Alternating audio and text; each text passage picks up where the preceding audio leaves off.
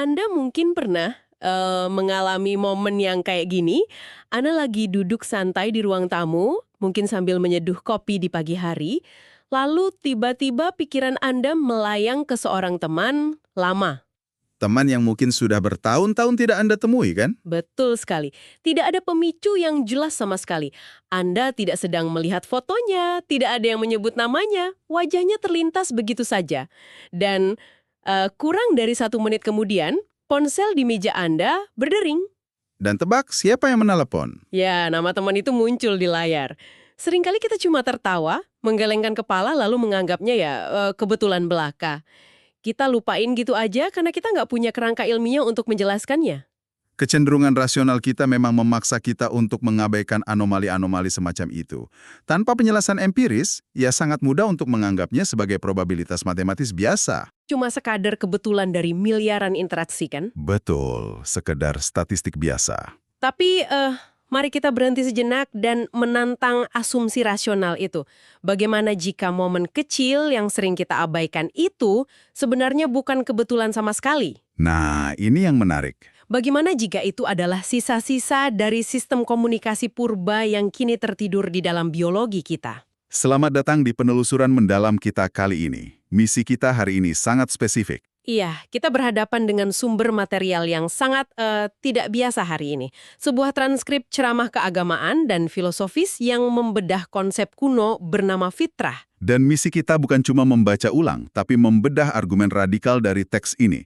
Bahwa cara kita lahir, berbicara, dan bahkan kelelahan fisik kita pada dasarnya adalah versi turun mesin dari cetak biru asli manusia. Untuk membongkar argumen itu, kita harus meletakkan fondasi terminologinya dulu ya. Dari teks yang kita telaah, kata fitrah ini berasal dari bahasa Arab. Dari akar kata tertentu ya? Betul, dari akar kata fatara. Secara etimologis, ini bukan sekedar berarti kebiasaan, melainkan tindakan mencipta atau mengawali sesuatu dari ketiadaan. Oke, penciptaan awal. Iya, dan teks ini merujuk spesifik pada surah Ar-Rum ayat 30. Di situ, fitrah didefinisikan sebagai cetak biru murni dari Tuhan, desain awal manusia yang secara inheren bersifat tauhid. Maksudnya semacam disposisi spiritual untuk mengakui realitas tunggal gitu ya? Tepat, sebuah kesadaran bawaan. Mari kita bedah ini pakai analogi dunia nyata. Berarti konsep fitrah ini mirip kayak pengaturan pabrik atau factory settings pada ponsel cerdas ya? Itu analogi yang sangat pas. Saat Anda baru ngeluarin ponsel dari kotaknya, sistemnya berjalan sempurna, bersih, tanpa aplikasi pihak ketiga yang bikin lambat. Tapi tunggu dulu, saya melihat ada kontradiksi di sini. Kontradiksi di bagian mana? Kalau pengaturan pabrik kita itu sempurna saat dilahirkan, kenapa teks ini juga memasukkan modifikasi fisik tubuh ke dalam kategori fitrah? Ah, maksud Anda seperti sunat atau pemotongan kuku? Yah, persis. Bukankah itu bertentangan? Kalau bawaan pabrik kita sempurna, kenapa kita harus memotong atau memodifikasi tubuh fisik untuk kembali ke keadaan murni? Pertanyaan yang sangat tajam. Menariknya, teks ini justru menjadikan kontradiksi yang Anda sebutkan itu sebagai titik tolak argumennya. Masa sih? Bagaimana penjelasannya? Penjelasan dari sumber material ini adalah bentuk fisik yang kita miliki sekarang, biologi tubuh kita ini, sebenarnya bukanlah pengaturan pabrik yang asli. Oh, wow. Jadi tubuh kita sekarang ini bukan versi aslinya. Bukan, tubuh yang kita anggap normal ini diusulkan sebagai cangkang yang sudah terdegradasi. Upaya modifikasi fisik tadi, seperti sunat, adalah bentuk pemeliharaan manual. Semacam usaha sadar untuk mendekati kebersihan dari cetak biru yang hilang. Tepat sekali. Itu mengindikasikan bahwa anatomi dasar kita telah berubah pasca apa yang sering disebut sebagai kejatuhan manusia. Berarti ini membawa kita ke konsep yang lebih besar dan jujur aja agak aneh tentang kesempurnaan fisik di masa lalu ya. Sangat aneh bagi pemahaman modern kita. Misalnya soal proses persalinan. Sumber ini berargumen bahwa melahirkan dengan rasa sakit, darah, dan trauma itu tidak ada dalam desain awal. Tunggu, melahirkan tanpa rasa sakit? Sama sekali. Ya, teks ini mengutip tradisi Yahudi dan Kristen, merujuk pada kitab Kejadian 3 ayat 16. Rasa sakit saat melahirkan itu dianggap sebagai hukuman setelah manusia keluar dari Taman Eden. Bukan fungsi biologis yang wajar berarti? Bukan. Dan teks ini memberikan daftar spesifik tentang bayi-bayi yang dianggap masih mempertahankan kesempurnaan tersebut, seperti para malaikat atau nabi-nabi tertentu. Mereka lahir dalam keadaan factory settings. Betul, tradisi Yahudi mencatat tokoh seperti Adam, Nuh, dan Musa diklaim lahir sudah tersunat dari sananya. Di tradisi Islam juga ada riwayat serupa tentang para imam. Di mana mereka lahir sudah dalam keadaan suci secara fisik ya. Tapi tunggu, gagasan ini terdengar sangat terpusat di Timur Tengah. Kelihatannya begitu, tapi ternyata tidak. Oh ya? Apakah ada mitos serupa di belahan dunia lain? Teks material kita memperluas cakupannya jauh melewati batas teologi Abrahamik. Polanya sangat universal. Di berbagai peradaban kuno, ada narasi kelahiran yang secara sengaja menghindari proses persalinan biologis konvensional. Contohnya seperti apa? Hawa diceritakan lahir dari tulang rusuk Adam. Di mitologi Yunani, Zeus melahirkan Dionysus dengan menjahitnya ke dalam pahanya sendiri. Lahir dari paha. Itu agak liar. Ada lagi, dalam epik Hindu, para resi mengaduk paha jenazah Raja Vena untuk memunculkan kehidupan. Lalu tradisi Buddha mengisahkan sang Buddha terlahir dengan melangkah keluar dari sisi kanan tubuh ibunya. Disinilah semuanya menjadi sangat menarik untuk Anda yang mendengarkan. Orang modern pasti tertawa mendengar cerita lahir dari paha. Tentu, kedengarannya seperti fiksi fantasi. Tapi mari kita bedah ini. Apakah mungkin semua peradaban kuno ini tidak sedang menulis catatan biologis literal? Melainkan apa menurut Anda? Mungkinkah mereka menggunakan metafora fisik seperti paha atau sisi tubuh untuk merekam sebuah memori kolektif spesies kita? Memori tentang zaman purba. Ya, di mana reproduksi itu murni spiritual dan tidak melibatkan penderitaan fisik mamalia yang rentan. Itu cara yang sangat elegan untuk melihatnya. Keseragaman narasi ini mengindikasikan bahwa umat manusia menyimpan memori bahwa tubuh biologis ini cuma sisa-sisa dari bentuk awal yang superior. Nah, jika fisik kita ini cuma cangkang yang jatuh dari kesempurnaan, bagaimana dengan kesadaran kita? Apakah pikiran kita juga ikutan jatuh? Teks ini menjawabnya dengan sebuah alegori tentang pertempuran di dalam pikiran. Proses penciptaan kesadaran murni ini disebut sebagai akal atau intelek. Akal? Oke. Dari mana asal-usulnya menurut teks ini? Akal diciptakan dari cahaya Tuhan di sisi kanan tahta. Sifat utamanya adalah kepatuhan absolut. Dan untuk memperkuatnya, akal diberi 75 prajurit. 75 prajurit? Itu spesifik banget. Prajurit macam apa ini? Kayak pelindung mental gitu. Kurang lebih. Tapi ini bukan prajurit berpedang.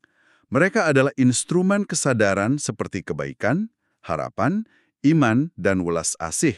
Berarti ini fitur bawaan manusia saat dalam kondisi fitrah ya? Betul. Tapi ada oposisinya. Teks ini menjelaskan penciptaan entitas bernama kebodohan atau ignorance. Kebodohan ini memberontak dan menuntut pasukannya sendiri. Dan dia dapat berapa prajurit? 75 juga. Berimbang dong. Prajurit bayangan ini isinya apa saja? Elemen destruktif, seperti keputusasaan, kelicikan, keraguan, dan penolakan terhadap kebenaran. Jadi, apa makna dari semua ini untuk Anda yang mendengarkan? Berarti pertarungan kosmik ini terjadinya tepat di belakang dahi Anda sendiri. Di dalam psikologi kita sehari-hari. Ya, setiap kali Anda merasa pesimis atau memutuskan berbohong, Anda sebenarnya sedang dijajah oleh prajurit kebodohan. Mereka mematikan sistem bawaan pabrik Anda. Tepat. Dan dari seluruh barisan pasukan kebodohan itu, ada satu prajurit yang paling krusial. Arsitek utama kejatuhan manusia. Apa itu? Kebohongan. Wow, cuma kebohongan. Bukan hal-hal seperti pembunuhan atau semacamnya? Teks ini tidak memandang kebohongan cuma sekedar pelanggaran etika sosial. Kebohongan didiagnosis sebagai patologi yang merusak infrastruktur internal manusia. Jadi kayak penyakit autoimun, gitu ya? Analogi autoimun itu sangat akurat. Kebohongan menciptakan jaringan parut di atas kesadaran kita, sampai kita kehilangan kemampuan menggunakan organ komunikasi yang asli. Organ komunikasi yang asli. Tunggu, ini argumen inti dari sumber material kita kan? Betul. Dan ini menantang seluruh pemahaman historis kita tentang bahasa. Mengutip kitab Kejadian 11 ayat 1, awalnya mumi hanya punya satu bahasa. Manusia awalnya cuma punya satu cara berekspresi. Ya, dan teks ini menyerangkan bahwa entitas suci atau Tuhan sendiri tidak menggunakan pita suara atau menggetarkan udara untuk berbicara. Masuk akal sih, Tuhan kan nggak punya paru-paru atau pita suara biologis. Tepat. Jadi komunikasi ilahi itu tidak mungkin berupa mekanika akustik. Terus bagaimana teks ini menjelaskan perjumpaan Nabi dengan Tuhan? Misalnya kisah Nabi Musa. Para sarjana yang dirujuk teks menjelaskan bahwa Musa menerima firman tidak melalui gelombang suara. Kalau itu suara biasa, orang di dekatnya pasti dengar. Tapi kenyataannya cuma Musa yang dengar ya. Ya, Musa mendengarnya dari 360 derajat. Pesan itu terlempar langsung ke pusat kesadarannya, dirasakan seluruh tubuhnya. Ini ngingetin saya sama cerita Samuel muda di tradisi Alkitab. Bagaimana ceritanya? Jadi Samuel sedang tidur, lalu dia dengar namanya dipanggil. Dia bangun, lari ke mentornya, Eli, yang tidur di dekat situ. Samuel tanya, "Apa engkau memanggilku?" Dan Eli mendengarnya. Sama sekali nggak dengar, padahal mereka di ruang yang sama. Ini membuktikan bahwa komunikasi ilahi itu terjadi di dalam hati, bukan gelombang suara fisik. Nah, instrumen internal itulah yang didefinisikan sebagai hati dalam teks ini. Bukan organ pemompa darah, tapi semacam antena biologis berteknologi tinggi. Pemancar sekaligus penerima ya. Tepat. Di masa fitrah, komunikasi itu lewat ilham. Sedangkan organ mulut, lidah, gigi, itu aslinya cuma buat pencernaan makanan. Menggunakan mulut untuk bicara itu berarti cuma adaptasi putus asa. Teks ini menyebutnya sebagai versi cacat dari komunikasi asli kita. Disinilah semuanya menjadi sangat menarik. Kita balik ke contoh teman lama di awal tadi. Ponsel berdering setelah Anda memikirkan dia. Ya, fenomena sehari-hari yang rasanya mustahil. Menurut teks ini, itu bukan kebetulan. Itu adalah panggilan telepon dari hati. Antena hati Anda menembus jaringan parut sebentar, nerima gelombang dari teman Anda. Telepati kesadaran yang tanpa batas. Kalau kita punya teknologi telepati sekeren ini, gimana ceritanya kita bisa kehilangan kemampuan itu dan berakhir pakai pita suara? Sumber kita menelusurinya langsung ke kisah kejatuhan Adam dan Hawa. Apa yang sebenarnya terjadi di sana? Adam dan Hawa jatuh karena mereka mendengarkan, memproses, dan mempercayai sebuah kebohongan. Dan karena mereka nggak pernah kenal kebohongan sebelumnya, antena mereka nggak punya sistem pertahanan. Tepat. Kebohongan itu melumpuhkan hati mereka. Analogi di dalam teks ini sangat konkret. Bayangkan orang bisu yang organ lidahnya lumpuh. Mereka terpaksa pakai bahasa isyarat tangan. Nah, manusia modern posisinya sama. Karena hati kita lumpuh oleh akumulasi kebohongan, kita terpaksa pakai udara di tenggorokan untuk bikin bunyi-bunyian. Astaga, jadi bahasa lisan kita ini setara sama bahasa isyarat tangan? Dari sudut pandang masa lalu yang murni, iya. Ini kekacauan bahasa, seperti di Menara Babel. Kehilangan komunikasi telepati aja udah rugi banget rasanya. Tapi pasti ada kemampuan besar lain yang ikut hilang akibat hati yang lumpuh ini kan? Ada yang lebih fatal. Kita kehilangan kemampuan yang disebut kun fayakun. Kun fayakun, jadilah maka jadilah. Ya, kemampuan untuk memanifestasikan kenyataan melalui kehendak murni. Niat dan realitas itu dulunya selaras absolut. Berarti Adam dulunya tinggal meminta apapun dan itu termanifestasi tanpa hambatan. Di Taman Eden, ya. Tapi setelah jatuh, kemampuannya rusak. Adam tiba-tiba dihukum harus bertani, membajak tanah, memanen, dan menggiling gandum. Harus pakai tenaga fisik yang menguras energi. Semata-mata hanya untuk bisa makan sepotong roti. Mari kita tarik garis ini ke pendengar kita. Berarti rasa lelah kronis, pekerjaan keras, atau hustle culture yang kita jalani tiap hari ini, Itu bukan fitrah. iya, bukan pengaturan pabrik kita. Bekerja 60 jam seminggu, terjebak macet, dan terus-terusan miskomunikasi verbal itu semua cuma gejala dari kondisi kita yang beroperasi dalam mode manual. Karena mesin manifestasi otomatis di dalam kesadaran kita sedang mati mesin. Jadi, apa makna dari semua ini? Bagaimana take away utama dari para ahli teks kuno ini untuk memperbaiki keadaan? Kesimpulannya, mengembalikan fitrah itu bukan sekedar soal ritual fisik. Bukan cuma modifikasi tubuh luar saja ya? Bukan. Pemulihannya menuntut perbaikan organ antena kita, yaitu melalui kejujuran radikal. Kita cuma bisa mengaktifkan lagi bahasa Tuhan ini kalau kita berhenti berbohong. Berhenti meragukan intuisi murni kita dan menyelaraskan hati lagi. Ya, menyingkirkan kebohongan sama sekali untuk menghilangkan jaringan parut di hati kita. Ini benar-benar peringatan yang keras. Teks kuno ini memperingatkan kita bahwa mengandalkan lidah, alih-alih hati, itu adalah sebuah penurunan drastis. Bukti tak terbantahkan dari keterpurukan manusia. Coba bayangkan ini sebagai pemikiran penutup kita. Jika beralih dari telepati hati ke ucapan verbal saja, sudah dianggap sebagai kejatuhan ras manusia. Maka posisi kita sekarang sangat menarik untuk dievaluasi. Sangat. Lalu apa jadinya kita sekarang di era digital ini? Kita bahkan sudah jarang banget bicara secara verbal. Kita lebih suka mengetik teks di layar kaca, menyembunyikan suara kita. Tepat. Apakah bergeser ke komunikasi layar ini berarti kita sedang jatuh satu tingkat lebih jauh dari fitrah kita menuju isolasi? Atau mungkin ada sisi paradoksnya. Nah, itu dia. Atau teknologi global yang nirkabel ini, secara paradoks, justru adalah cara biologi cacat kita memaksa kita menemukan kembali pikiran universal yang sama. Simulasi teknologi dari pikiran kolektif yang kita hilangkan di Eden. Betul sekali.